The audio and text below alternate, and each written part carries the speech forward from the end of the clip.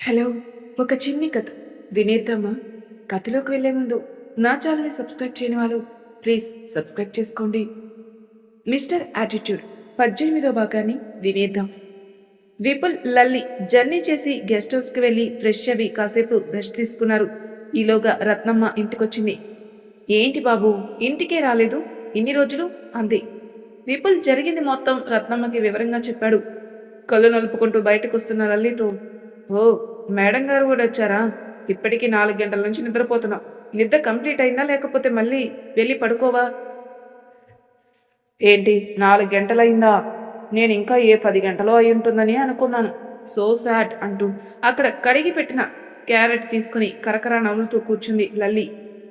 తినడం అయితే ఒక్కసారి ఆఫీస్కి వెళ్దాం పద, నేను డ్రెస్ చేంజ్ చేసుకుని వస్తాను అన్నాడు విపుల్ పైకి స్టెప్స్ ఎక్కుతూ. హలో మేనేజర్, నీకు చెప్పిన పని అయిందా? నాకు ఆ వినిత మళ్ళీ కనిపించకూడదు. ఆమెని తగిన శిక్ష పడేలా చెయ్యి, సరేనా అంటూ ఎక్కుతున్నాడు విపుల్. ఆఫీస్లో అడుగుపెట్టిన వెంటనే పెద్ద పెద్ద అరుపులు, హడావిడిగా విపుల్కి స్వాగతం పలికారు. ఓ ఏంటిదంతా అన్నాడు విపుల్. సార్, మీకు ఒక గుడ్ న్యూస్. ఇన్ని సంవత్సరాల మన ఆఫీస్ కెరీర్లో టెక్లోన్ అవార్డ్స్కి నామినేషన్ ఎప్పుడూ పడలేదు, కానీ మీరొచ్చిన వేళ విశేషం సార్. ఫస్ట్ టైం మనం నామినేట్ అయ్యాం. మన ప్రొడక్ట్ కూడా లాంచ్కి సిద్ధంగా ఉంది. ఇప్పుడు మన ప్రొడక్ట్ సక్సెస్ అయితే మీకు ఖచ్చితంగా అవార్డు వస్తుంది సార్. మన కంపెనీకి కూడా ఇంకా మంచి స్టేటస్ వస్తుంది. కంగ్రాట్స్ సార్ అన్నాడు మేనేజర్.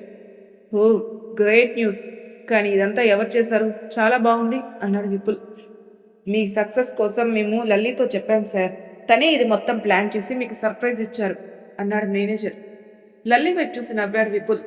పైకి తన క్యాబిన్కి వెళ్ళిన లలితో, ఇదంతా ఎప్పుడు చేసావు నువ్వు అన్నాడు. నేను 4 గంటలు పడుకున్నానని అనుకున్నారుగా. నేను అన్ని గంటలు ఏం పడుకోలేదు. రూమ్లో కూర్చొని వారికి ఇన్స్ట్రక్షన్స్ ఇచ్చాను. మీరు నేను పడుకున్నానని అనుకున్నారు.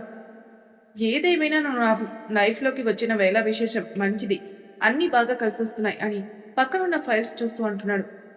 నేనొచ్చిన వేళ కాదు సార్, మీరు ఈ కంపెనీకి చేసిన పనుల వల్ల ఇదంతా జరిగింది అంది. సార్ సర్లే కానీ ఒకసారి మీటింగ్ పెట్టు, నేను మాట్లాడాలి. ఇంతకీ దేనికోసం సార్? మనకి ఈవెంట్ కోసం మనీ తీసేవేగా ఇంకా 30 లక్షల వరకు మిగులుతున్నాయి. వాటిని నువ్వు చెప్పిన ఆ అనాథ ఆశ్రమంలో ఇచ్చేద్దాం. నువ్వు ఆ బాక్స్లో పెట్టిన 10,000 కూడా తీసుకొనిరా. సార్, నాకు ఒక ఐడియా వచ్చింది. మొత్తం మనీ అనాథ పిల్లలకి ఇవ్వడం కన్నా మనం ఆ మనీలో కొంత మన స్టాఫ్కి బోనస్ కింద ఇస్తే వారు ఇంకా జోరుగా పనిచేస్తారు. మిగిలిన మనీ మనకొచ్చే లాభం కొంత ఆశ్రమానికి ఇవ్వచ్చు సార్. ఏమంటారు? కొన్నిసార్లు నిన్ను చూస్తే నాకు అసూయ వస్తుంది లల్లి. నాకెందుకు ఇంత మంచి ఐడియాస్ రావని లల్లి బుగ్గగిల్లి, పద ఈ న్యూస్ అందరికీ చెప్దాం అన్నాడు. అబ్బా, గట్టిగా గిల్లారు సార్. కిందికెళ్ళి అందరికీ ఈ మాటలు చెప్పాడు విపుల్. ఇంకా వారి ఆనందానికి అంతులు అవధులు లేవు. అంతేకాకుండా మీకు మీ కుటుంబానికి ప్రపంచంలో ఏదో ఒక ప్లేస్కి ఫ్రీ ట్రావెలింగ్. ఈ ప్రోడక్ట్ సక్సెస్ అయితే సో అందరూ బాగా కష్టపడాలి మరి అన్నాడు. వారందరూ ఎవరెవరు ఎక్కడికి వెళ్ళాలని అప్పుడే ప్లాన్స్ కూడా వేసుకుంటున్నారు. అందరూ ఈవెంట్ ప్లాన్కి ఏవేవి కావాలనేవి సిద్ధం చేస్తున్నారు. లల్లి, విపుల్ అందరూ పనిలో బిజీ అయిపోయారు. పైన చుట్టూ అంతా లైట్స్ పెట్టి డెకరేషన్ చేస్తుంది లల్లి. ఎవరి పనిలో వాళ్ళు ఉన్నారు. ఒకరు వాల్ డెకరేషన్, ఒకరు ఫుడ్ పనులు, ఒకరు గెస్ట్ కోసం వెల్కమ్ ప్లాన్. అలా అందరూ అన్ని పనులు చూసుకుంటున్నారు. లల్లి పెడుతూ కుర్చీ పై నుంచి ఎగిరింది. కుర్చీ నుంచి జారబోయింది. ఈలోగా విపుల్ వచ్చి కూర్చుని పట్టుకున్నాడు. పడిపోబోతున్న లల్లి కుర్చీ మీద బాగానే ల్యాండ్ అయింది. నువ్వు కొంచెం కూడా కుదురుగా ఉండవా అంటే? కుర్చీ మీద డ్యాన్సులు వస్తున్నావు, పడితే ఇంకా నడ్డి విరగడమే. తిన్నగా ఉండు అని చెప్పి తన పనిలో తను పడిపోయాడు. లల్లి కిందికి దిగి, సార్ నన్ను బాగా కేర్ తీసుకుంటారు కదా అని ఆదమర్చి విపుల్ వైపు చూస్తూనే ఉండిపోయింది. సార్, నేను హాస్టల్కి వెళ్తాను. రేపేగా ఈవెంట్. నా డ్రెస్సెస్ అన్నీ అక్కడే ఉండిపోయాయి. మీరు మీ ఇంటికి వెళ్ళండి అంది లల్లి. హో ఓకే, అయితే రేపు కలుద్దాం. ఎవరి దారిలో వాళ్ళు వెళ్ళిపోయారు. లల్లి రత్నమ్మకి కాల్ చేసింది. అదే సమయంలో విపుల్ అక్కడే ఉన్నాడు. రత్నమ్మ స్పీకర్ ఆన్ చేయి అంది. హలో లల్లి, ఎలా ఉన్నావమ్మా? ఈ టైంలో కాల్ చేసావేంటి అని అడిగింది. రత్నమ్మ, రేపు మా ఆఫీస్లో ఈవెంట్ ఉంది. అయితే నాకు ఏం బట్టలు కట్టుకోవాలనేది అస్సలు అర్థం కావడం లేదు. నువ్వు నాకు కొంచెం హెల్ప్ చేయవా ప్లీజ్? చీర కట్టుకోనా లేక ఏదైనా డ్రెస్ వేసుకోనా అని అడిగింది. చీర అని పక్క నుంచి విపుల్ సైకిల్ చేస్తున్నాడు. తల్లి, నువ్వు చీర కట్టుకుంటే మహాలక్ష్మిలా ఉంటావు. నాకైతే నేను చీరలో చూస్తే 2 కళ్ళు సరిపోనట్టుగా అనిపిస్తుంది. నువ్వు చీరే కట్టుకోలల్లి అంది రత్నమ్మ. థ్యాంక్స్ రత్నమ్మ, నువ్వు నా కన్ఫ్యూజన్ తగ్గించావు. యు ఆర్ ద బెస్ట్ అని చెప్పి ఫోన్ పెట్టేసింది. కనీసం బట్టలు కూడా తనకు తాను సెలెక్ట్ చేసుకోలేదా? రేపన్న రోజున ఈ అమ్మాయి నన్ను ఎలా సెలెక్ట్ చేసుకుంటుందో ఏంటో. ఎప్పుడు నేను ప్రపోజ్ చేయాలి, తను ఎప్పుడు ఓకే చేయాలి అని, ఇవన్నీ ఎప్పుడు జరుగుతాయో ఏంటో అనుకుంటున్నాడు. నువ్వు కంగారు పడకు బాబు, సమయం వచ్చినప్పుడు అన్నీ దానంతట అవే టపా టపా అని అయిపోతాయి. దేవుడు అన్నీ చూసుకుంటాడు అంటుంది రత్నమ్మ. విపుల్ 6 గంటలకి ఆఫీస్కి వెళ్ళేసరికి లల్లి ఉంది అక్కడ. ఏంటి మేడం అప్పుడే వచ్చేసారా? ఇంతకీ పెళ్ళికి ఎక్కడైనా వెళ్తున్నావా ఏంటి? అంతొద్దు సార్, ఆపండి. మీరేమీ వెటకారాలు ఆడిన అవసరం లేదు. పదండి, మీకు ఒకటి చూపిస్తాను. ఏంటి? ఎందుకంత కంగారు? రండి చూపిస్తాను. విపుల్ని పైకి తీసుకెళ్ళింది. విపుల్కి అసలు కంగారు రావడం లేదు. ఏంటబ్బా అని కొట్టు తన వెనకే వెళ్ళాడు. లల్లి విపుల్ రూమ్లో ఒక పోస్టర్ పెట్టింది. దాని మీద అరోమా అని రాసి పైన పర్ఫ్యూమ్ ఉంది. చుట్టూ బ్లూ, రెడ్, పర్పుల్, ఎల్లో ఇంకా చాలా కలర్స్ వస్తూ ఉంటాయి. కింద caption aroma add beauty to life అని. బాగుందా సార్? మీరు మొన్న ఎప్పుడో అన్నారు పోస్టర్ ప్రిపేర్ చేయాలని, అందుకని రాత్రి ఆలోచించి మార్నింగ్ ఇక్కడికి వచ్చి డిజైన్ చేశాను. చాలా బాగుంది. నీలో ఈ టాలెంట్ కూడా ఉంది. చాలా ఎక్సలెంట్గా ఉంది ఈ పెయింటింగ్ అన్నాడు. లల్లి నడుచుకుంటూ ఆ చీరతో చాలా ఇబ్బంది పడుతూ వెళ్ళేది. ఇంకా ఎవరూ రాలేదా? సార్ టైం 7 కూడా అవ్వలేదు. అప్పుడే అందరూ ఎందుకు వస్తారు చెప్పండి. నీకేంటి చీర కట్టుకోవడం రాదా అన్నాడు. నాకు సరిగ్గా రాదు సార్, మా హాస్టల్ వార్డెన్ కడుతుంది. అయితే ఎప్పుడూ లూజ్ అవ్వనిది ఈ చీర ఈరోజే లూజ్ అయింది. నాకు అస్సలు ఏం అర్థం కావడం లేదు ఎక్కడ టైట్ చేసుకోవాలనేది. సార్ మీరు ఏమో అనుకోనంటే చెప్పు, ఏం కావాలో? ఏం లేదులేండి సార్, వదిలేయండి. సరే అయితే నీ ఇష్టం. ఈరోజు చాలామంది గెస్ట్లు వస్తారు. వాళ్ళ ముందు ఏమైనా హెల్ప్ కావాలంటే మాత్రం కొంచెం కష్టమే. సార్ అది వెనక పిన్ను ఊడిపోయింది సార్. మీకు ఇబ్బంది లేకపోతే పెట్టండి, లేకపోతే నేను ఎవరి చేతినైనా పెట్టించుకుంటాను. పర్వాలేదు, ఎక్కడ చెప్పు? వెనక వైపు సార్. గుచ్చుకుంటుంది గట్టిగా. విపుల్ కళ్ళు మూసుకొని తన చీరకున్న పిన్ తీసి మెల్లగా పైనున్న అంచుకు పెట్టాడు. లల్లి విపుల్ కళ్ళు మూసుకొని అలా పెట్టడం బాగా అనిపించింది. నేను అనుకున్న దానికన్నా సార్ ఇంకా మంచివారు. కనీసం అమ్మాయిని చెడు ఉద్దేశంతో కూడా చూడరు అనుకుంది. Thank you so much sir. పదండి కిందికి వెళ్దాం, అందరూ వస్తూ ఉంటారు. మెల్లగా జనాలు వస్తున్నారు. అప్పుడే అక్కడికి విపుల్ పెద్దమ్మ వాళ్ళ అబ్బాయి వచ్చాడు. హే నవీన్, ఏంటి ఈ సడన్ సర్ప్రైజ్?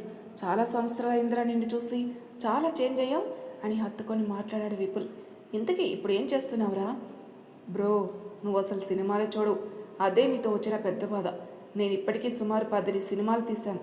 మంచి స్టార్ అయ్యాను తెలుగులో. కావలిస్తే చూస్తావా అని పక్కనున్న స్టేజ్ మీదకి ఎక్కి నిలబడి హాయ్ నమస్తే అందరికీ అని అంటాడు నవీన్. ప్రతి ఒక్కరూ గుసగుసలు ఆడుకోవడం మొదలుపెట్టారు. వావ్, సైనింగ్ స్టార్ నవీన్ కదా, ఆయన ఇక్కడేం చేస్తున్నారు అని మాట్లాడుకుంటున్నారు. సార్ ఎవరైనా మన ఈవెంట్కి మీరు ఎవరైనా తీసుకొని వచ్చారా? నువ్వు సినిమాలు చూడవు కదా, ఊరుకో. ఆయన షైనింగ్ స్టార్ నవీన్ అంట. ఇంతకుముందు నా తమ్ముడు, కాకపోతే ఇండస్ట్రీకి వెళ్ళిన తర్వాత స్టార్ అయిపోయాడులే. విను ఏం చెప్తున్నాడు అన్నాడు విపుల్. హాయ్, నేనెవరో మీకు ప్రత్యేకంగా చెప్పనవసరం లేదు. నేను మీ అందరికీ బాగా తెలుసు. కిందన్న వారు నవీన్ దగ్గరకు వస్తున్నారు సెల్ఫీ అని. కంగారు పడకండి, నేను అందరికీ నా ఆటోగ్రాఫ్, అందరికీ సెల్ఫీలు తీసుకుంటాను అంటున్నాడు. సార్ ఈయనంత ఫేమస్ సార్, అందరూ ఎగబడి మరి ఫొటోస్ తీసుకుంటున్నారు. అసలు నేను ఎప్పుడు చూడలేదు ఈయన్ని. మన ఈవెంట్ టైం అయిపోతుంది, మరి స్టార్ట్ చేయండి సార్. ఓకే పీపుల్స్, ఒక్కసారి నాకు మీ అటెన్షన్ కావాలి. ఇప్పుడు మనం మన ప్రోడక్ట్ని రిలీజ్ చేద్దాం. సో కొంచెం నా వైపు చూస్తారా? నాకు తెలిసినంత వరకు ప్రోడక్ట్ లాంచ్ నాతో చేయిస్తాడనుకుంటా అని అనుకుంటున్నాడు నవీన్. సో ఐ వెల్కమ్ అని అనగా నవీన్ పైకి లేస్తాడు. Miss Lalli on to the stage అన్నాడు విపుల్. ఈ లల్లి ఎవరు అసలు? ఇంత పెద్ద ప్రోడక్ట్ ఈ అమ్మాయి చేత లాంచ్ చేస్తున్నాడేంటి? ఎవరి అమ్మాయి? చూడ్డానికి మామూలుగా ఉందే, మరి ఎందుకు ఇంత హడావిడి అనుకున్నాడు నవీన్. నో సార్, వద్దేంటి, మీరే చేయండి, నేను చేయలేను. అయినా మీరేం చేస్తారో మీకే తెలియదు కొన్నిసార్లు అని చెప్పి తిరిగి వెళ్ళిపోతున్న ఆమెను లాగి లల్లి ముందు నిలబడ్డాడు. అందరూ చూస్తున్నారు, నాకు కోపం తెప్పించుకు, చెప్పింది చెయ్యి అన్నాడు విపుల్.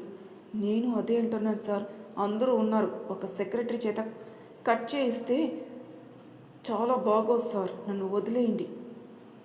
లల్లి నువ్వు నా కోపం తెప్పించుకో అని కోపంగా ఒక చూపు చూస్తాడు. నేను చెప్పింది మీరు ఎప్పుడు విన్నారులే, కానీ నాకు చాలా సిగ్గుగా ఉంది అని అంటూ ప్రోడక్ట్ ల్యాండ్ చేసింది. ఇది మా పోస్టర్ అని లల్లి డిజైన్ చేసిన ఫోటో చూపించాడు. అందరూ లల్లికి ఆ పోస్టర్ చాలా ఫొటోస్ తీశారు. అంతేకాకుండా మీడియాకు కూడా ఇచ్చారు. ఇంతకీ ఆ అమ్మాయి ఎవరు? తను విపుల్ సార్ సెక్రటరీ అండి. నాకు ఒక సెల్ఫీ ప్లీజ్ సార్. అబ్బో, ఫేమస్ అయిన తమ్ముడు అవసరం లేదు, కానీ ఆ అమ్మాయిలో ఏమంత గొప్ప. అందరూ సెల్ఫీస్ ఆటోగ్రాఫ్స్ తీయించుకున్న తర్వాత విపుల్ లల్లి మాట్లాడుకుంటుంటే వారి దగ్గర నిలబడి, అవును, నీ సెక్రటరీ నాతో ఫోటో తీసుకోవడానికి సిగ్గుపడుతుంది అనుకుంటా. పర్వాలేదు, నేను ఇస్తానులేరా అని లల్లి పక్కకెళ్ళాడు. సార్, అది నేను ఒకటి అడగచ్చా? ఇంతకీ మీరు ఏ మూవీస్లో యాక్ట్ చేశారో నేను తెలుసుకోవచ్చా అంది లల్లి. విపుల్ చిన్నగా నవ్వుకుంటాడు. వీడిని కరెక్ట్గా అడిగింది అనుకుంటూ. నీకు నేనెవరో నిజంగా తెలీదా అన్నాడు నవీన్. అంటే నేను పెద్దగా మూవీస్ చూడను సార్, అందుకని. సరేలే, చాలా మూవీస్ తీశాను అని లిస్ట్ చెప్పాడు. నేను నేమ్స్ కూడా వినలేదు సార్, ఎప్పుడైనా కుదిరితే చూస్తానులే సార్ అని చెప్పింది లల్లి. నవీన్ ఒక కనుబొమ్మని పైకి ఎగరేసి, ఓకే సరే బ్రో, నేను వెళ్తాను, వీలైతే మళ్ళీ కలుస్తానులే అని చెప్పి అక్కడి నుంచి వెళ్ళిపోయాడు. ఇద్దరు హోటల్కి వెళ్ళి బాగా తినేసి కడుపు నొప్పి వచ్చేలా తిండి మొత్తం తిన్నారు. బయటకు వచ్చిన తర్వాత విపుల్ తన కారు మీద లల్లిని తీసుకుని వెళ్తున్నాడు. దారిలో కారు ఆపమని గట్టిగా అరుస్తుంది లల్లి. సడన్ బ్రేక్ వేసి, ఏంటి, ఏమైంది, ఎందుకు ఆపమన్నావు అని అడిగేలోపే లల్లి కిందికి దిగి నడుచుకుంటూ ముందుకెళ్ళిపోతుంది. ఏంటి అడుగుతుంటే ఏం మాట్లాడుకున్నా అలా నడుచుకుంటూ వెళ్ళిపోతుంది. తన వెనకే నడుచుకుంటూ వెళ్తున్నాడు విపుల్ కూడా. దారిలో ఒక ఐస్ క్రీమ్ బండి దగ్గరికి వెళ్ళింది. ఏంటి, ఐస్ క్రీమ్ కోసం అంత గట్టిగా ఆపమని అడిగావా? గొప్పదానివే, అడిగితే కొనిస్తాను కదా నేను. ఏం మాట్లాడుతున్నారు సార్, మీరు ఎక్కడ తిన్నా ఇక్కడ తిన్నా ఐస్ క్రీమ్ రుచి రాదు. మా బాబాయ్ బండిది, మీకు ఏ ఫ్లేవర్ అంటే ఇష్టం చెప్పండి, నేను ఇస్తాను డబ్బులు అంది. ఓ, మీ బాబాయ్నా? బాబాయ్ అంటే సొంతం కాదు, ఎప్పటి నుంచో తెలుసు, ఇంకా వరుస కలిపేశాను అంతే. తను నా కూతురు లాంటిది బాబు, చెప్పాలని కాదు కానీ నా కన్న కూతురు కూడా నాకు ఎప్పుడు సహాయం చేయలేదు. నేను ఈరోజు ఈ బండి పెట్టుకోవడానికి లల్లినే సహాయం చేసింది. చాలా మంచిది బాబు. నీకు చెప్పాను కదా బాబాయ్, మా బాస్ ఈయనే, మీరు చెప్పండి మీకు ఏ ఫ్లేవర్ కావాలో అంది లల్లి. విపుల్ లల్లిని అలా చూస్తూ, సరే నాకు ద్రాక్ష కావాలి. బాబాయ్, నాకు మా సార్కి 2 ఇవ్వు ద్రాక్ష ఫ్లేవర్. ఇవిగో డబ్బులు, నువ్వు తీసుకోను అనకూడదు, అలా అంటే నీతో మాట్లాడను అంది. అడుగు వెయ్యక ముందే కాళ్ళకి సంఖ్యలు వేస్తావుగా, ఇవిగో తీసుకో, ఇంట్లో మీ పిన్ని నా కోసం వేచి చూస్తూ ఉంటుంది అని ఐస్ వాళ్ళకి ఇచ్చేసి వెళ్ళిపోయాడు. పక్కనున్న బెంచ్ మీద కూర్చొని తింటూ ఉంటారు. మాట్లాడుతూ తింటుండగా విపుల్ ఐస్ పైన ఉన్న క్రీమ్ కింద పడిపోయింది. అయ్యో, నా ఐస్ పడిపోయింది అని దిగులుగా ముఖం పెట్టాడు విపుల్. మీరు అన్నీ చేయి జార్చుకుంటారు సార్ అని తను తింటున్న ఐస్ విపుల్ చేతిలో పెట్టింది. ఏమీ చేయి జార్చినా నిన్ను మాత్రం జారని వల్లే. తను ఇచ్చిన ఐస్ కొంచెం కొరికాడు. ఇప్పుడు నాకు అంది. నాకు ఇచ్చావంటే ఇది నాది, నీకు లేదు ఇంకా అని ఐస్ పక్కన పెట్టాడు. సార్, ఇది చాలా అంటే చాలా చీటింగ్ తెలుసా? పాపం పడిందని నాదీస్తే ఇంత దారుణమా? పర్వాలేదు, సార్ కోసం ఇంత సాక్రిఫైస్ చేస్తే ఏం తప్పులేదులే అని ఐస్ మొత్తం తినబోతాడు. లల్లి విపుల్ మీద ఎక్కి నోటి దగ్గరున్న ఐస్ లాక్కొని తన నోట్లో పెట్టేసుకుంది. ఇద్దరు కింద మీద పడి కొట్టుకుంటున్న సమయంలో ఎవరికి కాకుండా ఐస్ కింద పడిపోయింది. వారి ఒకరి ముఖం ఒకరు చూసుకుని, ఎవరో ఒకరు తగ్గితే మనకి ఎంత బాధ ఉండేది కాదు కదా. మీరేం చేస్తారో నాకు తెలియదు, ఇప్పుడు నాకు ఐస్ కావాలి అని మారం చేస్తూ అక్కడున్న బెంచ్ మీద కూర్చొని ఉండిపోయింది. మరి తర్వాయి భాగంలో ఏం జరుగుతున్న నెక్స్ట్ ఎపిసోడ్లో తెలుసుకుందాం. అంతవరకు నా ఛానల్ సబ్స్క్రైబ్ చేయని వాళ్ళు ప్లీజ్ సబ్స్క్రైబ్ చేసుకోండి, లైక్ చేసి షేర్ చేయండి, మీ అభిప్రాయాలు నాకు కామెంట్ రూపంలో తెలియజేయండి. Thank you for listening.